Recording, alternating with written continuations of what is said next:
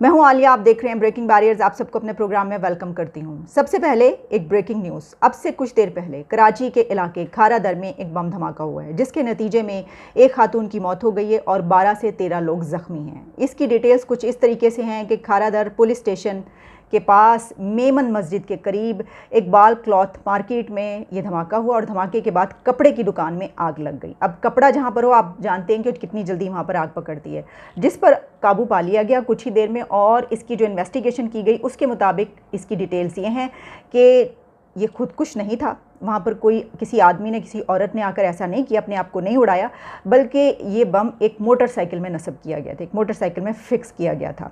और खारादर थाने की जो एक पुलिस व्हीकल वहाँ से गुज़र रहा था, वो जो है वो वहाँ पर तबाह हुआ है। और यही कहा जा रहा है, यानी शुबा ये जाहिर किया जा रहा है कि ये टारगेट उसी व्हीकल को बनाया गया, क्योंकि इससे पहले भी हम देखते रहे हैं कि जो हमले किए जाते रहे हैं वो टारगेट बनाया गया सिक्योरिटी एहलकारों को, सिक्योरिटी ऑफिशियल्स को टारगेट बनाया गया, उनकी वैन्स को। तो ये भी एक पुलिस मोबाइल थी जिसको कहा जा रहा है कि शायद इसको टारगेट किया गया। अच्छा, हुआ कुछ यूँ कि उससे आगे एक रिक्शा था और वो जैसे ही उस जगह पे रिक्शा पहुंचा और वो वैन पहुंची, तो क्योंकि रिक्शा उनके आगे था और रिक्शा हल्का हुआ थोड़ा सा, तो उसकी वजह से जो पीछे वैन थी वो भी हल्की हो गई और उसी वक्त वो धमाका हुआ। और क्योंकि वो रिक्शा आगे था, इस वजह से उसके अंदर खातून मौजूद थी और उस वजह से उसकी हलाकत हुई है और जो पीछे वैन थी वो भी तबाह हो गई है। लेकिन शायद इस वजह से बचत हुई कि इतनी ज़्यादा हलाकतें नहीं हुई, कि क्योंकि वो रिक्शा वो आगे था और वो हल्का हुआ और रुक गया और उसके पीछे जो ट्रैफिक थी वो भी रुक गई। लेकिन जब हम ये कहते हैं कि एक जान गई है तो ज़्यादा नुकसान नहीं हुआ, तो ये बड़े शर्म की बात होती है, क्योंकि जो एक जान होती है वो भी बहुत ज़्यादा कीमती होती है। ये है इसकी सिचुएशन। और जो इन्वेस्टिगेशन अभी तक हुई है एसएसपी सिटी जो है उनके मुताबिक यही है कि जो खातून जहाँ भाग हुई हैं वो उस रिक्शे में सवार थी और जो पुलिस मोबाइल थी वो जैसे एक अपने ड्यूटी पर थी और इस दौरान ये हुआ और ऐसे ही नज़र आ रहा है कि उसको टारगेट किया गया। अब देखिए, इस वक्त पाकिस्तान में जो पॉलिटिकल सिचुएशन है बहुत ही गर्मा गर्म है। डेली बेसिस पर जलसे हो रहे हैं। इमरान खान ने आज भी जलसा किया, कल भी जलसा करेंगे और सिर्फ इमरान खान नहीं, अब तो तमाम पॉलिटिकल पार्टीज़ जलसों स्टार्ट कर चुकी हैं, क्योंकि आगे इलेक्शन के बारे में कहा जा रहा है। वो भी मैं आपको बताती हूँ, मैंने अपनी असेसमेंट आपको प्रीवियस व्लॉग में दी है इलेक्शन के मुतालिक। वो क्या है कि क्या कल इलेक्शन का ऐलान होने लगा है, मैं आपको बता चुकी हूँ, उस पर भी बात करती हूँ। और जो इमरान खान के मोबाइल फ़ोन्स गुम हुए हैं वो चोर कौन है उसका भी कुछ पता चल रहा है। तो ये जो हुआ, हम इसके बड़ी मजम्मत करते हैं, कंडेम करते हैं इस अफसोसनाक वाक़े की। और यही डिमांड की जानी चाहिए कि सिक्योरिटी को इंश्योर किया जाए कि ऐसी हो कि इतने बड़े बड़े जलसे और जो तमाम पॉलिटिकल लीडर्स निकल रहे हैं उनकी हिफाजत का ज़िम्मा लिया जाए। और हम देख रहे हैं कि इमरान खान ने इसीलिए अपनी सिक्योरिटी सख्त करवाई है। लेकिन सिर्फ उनकी बात नहीं है, बाकी भी तो लोग हैं, बाकी भी तो पॉलिटिशियंस हैं, वो भी तो निकल रहे हैं। जनाब, जहाँ तक बात है इमरान खान के मोबाइल फ़ोन्स की, तो होम मिनिस्टर राना सनाउल्लाह शाहजेब खानज़ादा के प्रोग्राम में उनका ये कहना था कि उनके साथ इतने लोग होते हैं किसी ने उड़ा लिए होंगे। अब क्या वाकई इमरान खान के करीबी किसी आदमी ने, इसको किसी करीबी साथी ने ये किया है कि वो मोबाइल चोरी किए हैं? देखिए, अगर Imran Khan, former prime minister of Pakistan, Imran Khan का मोबाइल कोई चोरी करेगा तो वो इसलिए नहीं करेगा कि वो उसको बेच के पैसे ले ले, ऐसा नहीं होगा। उसका मकसद कोई और होगा, या तो उससे वो काम करवाया गया होगा और या फिर खुद से उसने ये काम किया होगा। ये जो भी बात है, इसके नतीजे में आइंदा चंद दिनों में हमें बहुत बड़े बड़े इश्यूज़ बनते और क्रिएट होते हुए नज़र आएंगे। इसकी वजह यह है कि जब उसके अंदर से जो मटेरियल निकलेगा, एक फॉर्मर प्राइम मिनिस्टर और इमरान खान इस वक्त जो सियासत कर रहे हैं और जो सियासत इस वक्त पाकिस्तान में चल रही है, उसमें आप सोच सकते हैं कि उनकी सीक्रेट चैट्स भी हो सकती हैं, सीक्रेट डिस्कशंस भी हो सकती हैं, उनकी अहम अथॉरिटीज़ के साथ सीक्रेट डिस्कशंस और चैट्स हो सकती हैं, और इसके अलावा उनके दोस्तों के साथ हो सकती हैं, अपने साथियों के साथ हो सकती हैं, पार्टी लीडर्स के साथ हो सकती हैं, कुछ भी हो सकता है, अपने ख़ानदान के साथ हो सकती हैं, कुछ भी हो सकता है उसके अंदर। और जो सीक्रेट टेप वो बात कर रहे थे कि मैंने एक सीक्रेट टेप बनाई है और उसको कि मेरा कत्ल कौन करना चाहता है और कौन करेगा, तो हो सकता है कि वो भी उसके अंदर हो। गो के जो शहबाज गिल हैं उन्होंने ये कहा कि नहीं, ऐसी वो वाली टेप उसके अंदर नहीं है। लेकिन वो हो या ना हो, वो तो पहले ही अमेरिका और लंदन और बड़ी अहम अथॉरिटीज़ के पास पहुंच चुकी है। ये तो हर तरफ यही बातें होती हुई नज़र आ रही हैं। लेकिन क्या इमरान खान वो मोबाइल फ़ोन अपने पास रखते हैं, अपनी पॉकेट में रखते हैं?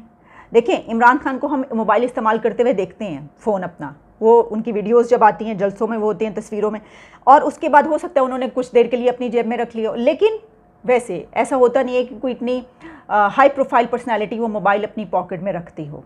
पाकिस्तान में हम ये देखते हैं कि उनके पास कोई असिस्टेंट होता है जो उसको कैरी करता है। तो इमरान खान के साथ उनके कौन से असिस्टेंट या कौन से करीबी साथी या स्पोक्स पर्सन थे जो उनके मोबाइल कैरी करते थे, उनसे पूछना चाहिए कि उनके पास ये गुम हुआ है। कहा यह जा रहा है कि जो इमरान खान का मोबाइल है वो एयरपोर्ट से चोरी हुआ। अब अगर वो एयरपोर्ट जलसे के बाद वापस पहुंचे हैं, एयरपोर्ट वहाँ पर हुआ है, या वो जलसा करने के लिए एयरपोर्ट पहुंचे हैं वहाँ पर हुआ है, ये भी बताना ज़रूरी है। और एक और बात ये कि देखिए, अगर तो जलसे के अंदर ये मोबाइल चोरी हुए थे फिर तो बिल्कुल आम सी बात थी, फिर हम ये सब कुछ मान सकते थे। हम ये कहते कि देखिए वहाँ पे इतने फैंस, इतने लोगों के बीच से चढ़ के वो जाते हैं, एक मजमे में से होते हुए वो ऊपर सीढ़ियों पे चढ़ते हैं और कंटेनर पर पहुँचते हैं, और इसी तरीके से वो वापस उतरते हैं। तो इस दौरान हो सकता है कि किसी ने चोरी कर लिया, किसी का हाथ पड़ा, उससे देखा उसने। लेकिन ये तो उस सूरत में होगा कि अगर उनकी जेब में होगा मोबाइल। फिर भी ये बात सामने आए कि देखिए, ये तो ऐसा तो नहीं हो सकता कि उनकी जेब से कहीं पे गिरा हो, या ऐसा नहीं है, वो कोई आम आदमी तो नहीं है, किसी के पास होगा ना, कोई कैरी कर रहा होगा जहाँ से। तो ये बड़ी एक अजीबोगरीब बात है, उससे पूछना चाहिए जिसके पास वो मोबाइल उस वक्त थे। अगर तो खान साहब के अपने पास थे, उनसे कहीं पे गिरा है, कुछ हुआ है, या एयरपोर्ट पे कैसे हो सकता है वो कहीं रख के भूल गए। ऐसा भी होता है कि मोबाइल कहीं पर आप रख के भूल जाते हैं, ये भी तो होती है। लेकिन इसमें एक जो बहुत बड़ी मैं बात करी वो ये है कि देखें अब उसमें से आता क्या क्या है, क्योंकि इमरान खान ने एक और बात कहनी शुरू कर दी है। वो बात ये है कि वो बात करें कि उनको ये मालूम है कि जब जहर दिया जाता है किसी को, तो कौन सा जहर खाने में मिला के दिया जाता है जिससे दिल का दौरा पड़ सकता है।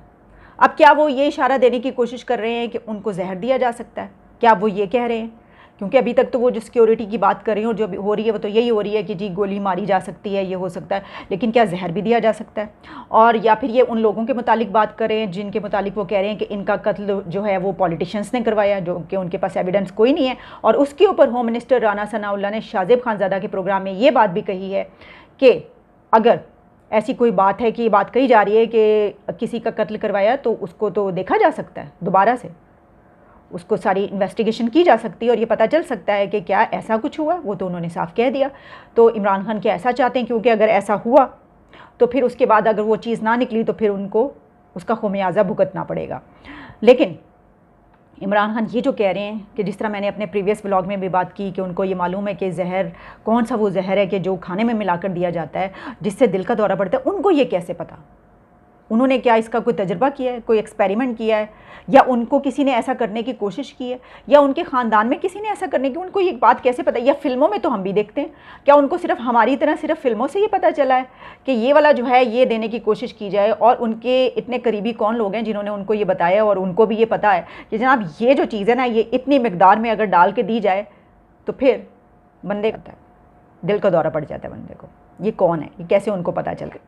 जहाँ तक इलेक्शन की बात है वो मैं आपको पहले बता चुकी हूँ। मेरी असेसमेंट यही थी, कल से थी मेरी असेसमेंट यही, और मैंने आज आपको ही बताई बात कि उस वक्त तक किसी ने ये बात नहीं की थी कि कल के जो इजलास होगा उसमें इलेक्शन ना होने का ऐलान किया जाएगा। इलेक्शन नहीं होंगे और असम्बलीज़ भी डिज़ोल्व नहीं की जाएंगी। मैं अभी तक अपनी इसी बात पर कायम हूँ।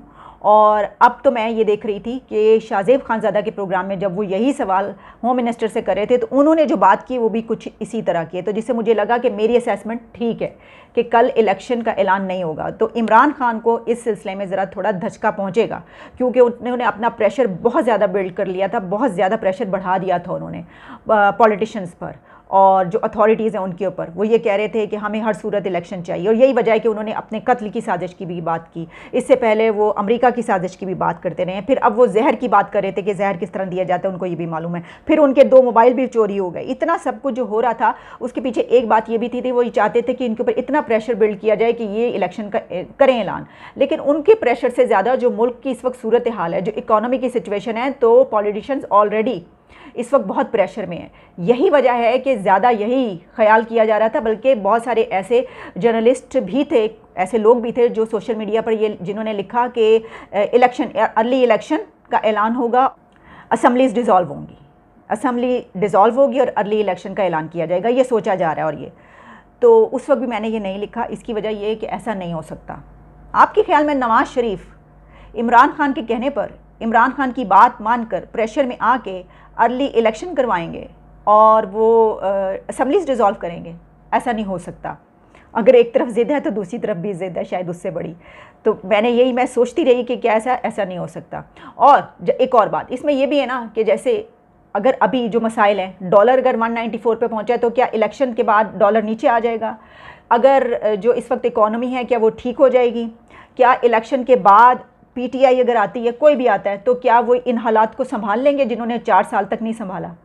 हाँ, ये ज़रूर है कि अगर आप सख्त फैसला, इसकी सबसे बड़ी वजह ये थी, मैं आपको बताऊं, हमारे पास भी कोई जादू का चिराग तो नहीं होता, मेरे पास तो नहीं है कोई जादू का चिराग, लेकिन देखिए जिस तरह की बातें की जाती, जिस तरह कहा जा रहा था कि सख्त फैसले जो हैं वो करने पड़ेंगे, जो कि एक पार्टी उनका बोझ नहीं उठा सकती, तो इलेक्शन करवाना या इसका ऐलान करना कि असम्बली डिज़ोल्व की जा रही है, ये कोई सख्त इलेक्शन वो नहीं है डिसीजन।